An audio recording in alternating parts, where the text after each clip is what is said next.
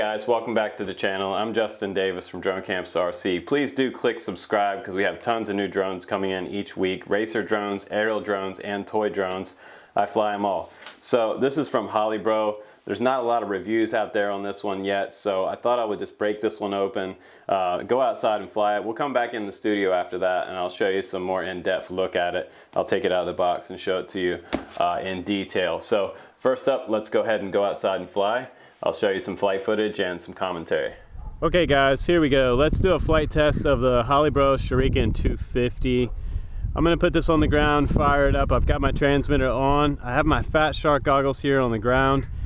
And we'll record the flight video and put a little thumbnail down on the bottom left for you. I've got an R-line. This is a super high C battery from Tattoo on here for our test. I believe it's 95C, so should be pretty peppy on that battery. Go ahead and plug in the quad. Just gonna make sure I have video on here as well. I got those 50-45 props on there. These are the stock props. They're not dowel. They are the stock ones, so I'll show you some punch out on that as well. I'm gonna get plenty of boost out of that. Just gonna go ahead and switch into my channel here. There we go. And I'm gonna press record on the DVR. Make sure we're recording. Set those over here to the side. All right, to arm this one, we're gonna go down and bottom to the right. I have a stick arm set up on it for now, but you can also do a switch arming as well. That's maybe a little better to do that way. I've got a 4S 1300 on here, and I have a pretty good signal going to the Fat Shark Dominator HDs over here with diversity set up. So let's go ahead and take off. I've already got my camera tilt set up and I'm ready to roll. And right now I'm in stabilized mode, so tons of boost on this 4S battery. You guys can also fly this on 3S and it'll just be a nice kind of chill cruiser. If you want to have a serious racer though, put it on 4S. It's a very solid quad. I'll go ahead and do a punch out now. Gone.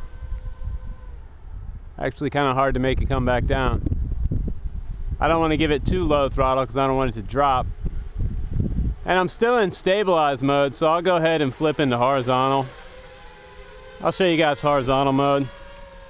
Now horizontal mode, if you don't know, if you're just watching this, you're just getting into racing, horizontal will allow you to do flips, but it'll also help you stay stable. So it'll give you some stability after a maneuver. It'll hold that same trajectory as you were headed in. See how it kind of levels out? So horizontal is a good mode to switch over to if you've already kind of mastered stability, all the orientations of stability. It does have a low voltage mode on here, so if I get low on the battery, it's going to go into a beeping mode. The default mode on this is set kind of high on the voltage on the battery, so probably want to go into clean flight and turn that VBAT down a little bit. It seems like it's set too high. It's way above 14.5 volt. So now I'll switch into acro and I'll do some acro flying. Just gonna look right and left real quick, make sure nobody's around. Now I'm in acro. And those are the rates right out of the box. Pretty tight. So they've tuned this for racing. If you're just learning how to fly acro, fly it on the simulator as much as you can. Because when you start doing it in person,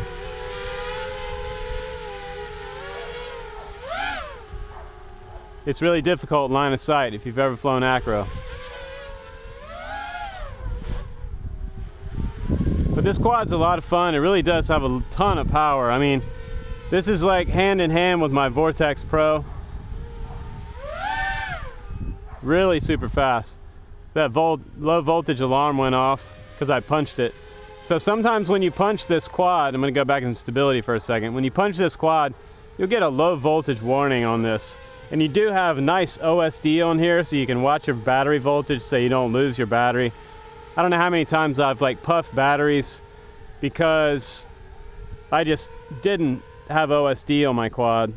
I was kind of flying from memory, hoping that, you know, maybe, just maybe, I wouldn't kill the battery on the flight that I was taking, but sometimes I do.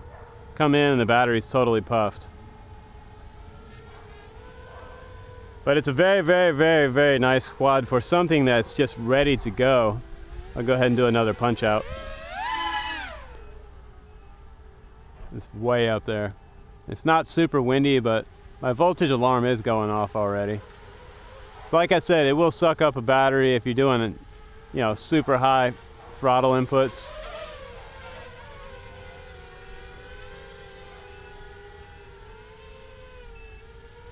So I can hear that voltage alarm going off. But not a bad quad from Holybro, you guys. Not bad at all. I would go for one of these if it was something that I just didn't want to build something. This is what I would go for the price range. It's not bad. Now we'll go back in the studio. We'll talk about some more specifics of the Shuriken 250, and I'll show you what's cool about it.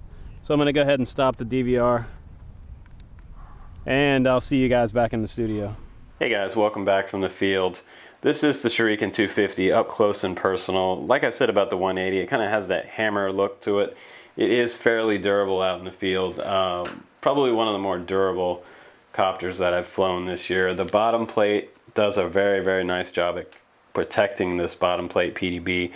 Not the greatest design that they have the PDB running out to the edge of the motors all the way front and back, so I would recommend that they don't do that on the next design. However, with the way they have this sandwiched in here, it is reasonably durable. The camera up front is nicely dampened here. We have rubber grommets here that actually smooth out the video quite a bit. I've seen this on other models, but a lot of times they have it above, kind of a hanging orientation, but this is kind of neat that they did it below. They also have this super solid piece of plastic in the front to protect the camera, and also there's a little hole through the side. You can get a strap through there and put your GoPro up here if you want to. Your antenna will mount right behind it. This is a 5.8 circular polarized antenna. It is very, very flush with the deck of this copter, so it makes it kind of hard to tighten it down because you can't get a wrench in here or any kind of antenna tool in there to tighten that down. You kind of have to do it with your fingers. So what I would do is take some heat shrink and put over the end of this so that when you use your fingers to tighten it in, it's a little easier for you. Also has switchable VTX on here. You can take these little plugs out, you can move them over to the left and it'll give you 25 milliwatt. Or if you want to fly it on 600 milliwatt, you can move them over if you want further range. 600 is usually for flying by yourself, not with your friends. So if you're on 25 milliwatt, that's for racing in close proximity racing with other guys out in the field. Now this antenna was okay. It wasn't the best antenna in the world. I'd probably replace it with something like a TBS Triumph or maybe a Fat Shark. Might be a little better. It does have standard props on here. You've got 50, 45 props. It comes with 2 sets of props in the box, which is actually pretty nice. I go through props quite quickly. It also comes with a little standoff mount in the bag here that you can add another receiver if you don't get one with the built-in receiver. That is if you decided not to get one with the included receiver. And they offer Futuba, FrSky, and Spektrum on here, so that's pretty cool that this will come with the receiver. So not a lot of them out there actually come with receivers right now, so that's pretty cool. It does have a little sticker on the back here. It says do not power on without first connecting an antenna. This is very important. I've told people about this before, not to power up your copter before you plug in your VTX antenna. That's very important because you could burn up your VTX. Now the camera is pretty decent on here. It's a 700 TVL CMOS camera. It is switchable between PAL and NTSC. If you take this little dongle out in the back of the camera, you can make it PAL. I believe it does come set up in NTSC. It has your standard XT60 back here for connecting your battery. They do recommend a 1300. I would recommend flying the 1500 because I feel like I get maybe another 30 seconds flight time or a minute flight time out of the 1500s. It is a little bit of a battery hog, so if you're punching on the throttle, these motors are pretty big, so it'll eat your battery up pretty quickly. But if you're doing racing and stuff, you know, you can definitely make your laps. If you don't crash first on the way through the race, this is definitely going to be a contender at the track, especially for the guys that are looking for something that they don't have to build. You can take this thing out and fly it in about 10 minutes. Does come with a pretty recent version of Clean Flight. It's updatable in Clean Flight. I'm not 100% sure if it does beta flight. So guys, if you hear about that, let me know, please. Now, there is a switchable channel setup configuration back here. There's an LED. The top button up here is going to be your bind button for your inboard receiver, and then down here you can switch your channels. There's up to 40 different channels you can switch here, and it does have a couple extra ports in the back. Not 100% sure if you can see that, but there's S-Bus ports back here as well, and PPM. You have your USB connector back here. It's kind of shrouded back here and decently protected by the skirt, the frame going around. Your FrSky antennas are coming out back here. This one's nice because it does have motor vents on it. I noticed that the Shuriken 180 didn't have that, but since these motors are pretty beefy, they do need some way to have some kind of a venting in there. These are pretty large motors actually. They are the 2205. I believe they're 2550 kV on these, so pretty beefy motors on this 250. You have a ton of power, probably as much power as something like the Vortex 250. Now, if the top flies off your antenna, go ahead and put some hot glue in here and just kind of be liberal with the hot glue in here and fill that up just a little bit and up and over the antennas and strengthen that up a little bit, because that might save you in a couple crashes. If you leave this wide open like that, eventually you're going to break these top parts. So go ahead and put some hot glue on that. Now, also in your flight case, you get the quick start guide. This is a pretty decent quick start guide. It's going to tell you all the tech specs in here. It's going to tell you about the features in there. And one thing I don't want to forget to tell you is that it does have on-screen display, which you saw in the flight footage. It shows you your battery telemetry and some other awesome information in there. Always nice to have a built-in OSD, especially on these bind and fly models. That's not something that we always see, so it's nice that we have that. There's a QR code on the back, so you can scan that and go directly to the Holybro website. And then we also have the spare parts list. This gives you all the item numbers and the description of all the spare parts that are included in here. And you have your warning and disclaimer. And we have a few stickers here. Everybody likes stickers, that's pretty cool. Quite a few stickers, so you can really load it up if you want to. Now, for taking your props on and off, they do include this little carbon wrench. I would probably suggest using a standard ratchet if you have that size around the house. That's going to make it a lot easier for you. This is great in a pinch, but I'm not sure how this is going to hold up over time. They also give you a nice motor holder in there. This is plastic. The first one that I had, it broke on me. So kind of be careful when you're using that. It's not a good idea to put any kind of drivers or anything through the motor to hold it still while you're cranking the nut off. So use this little tool or try to hold it with your hands when you're taking your props on and off. This is very handy.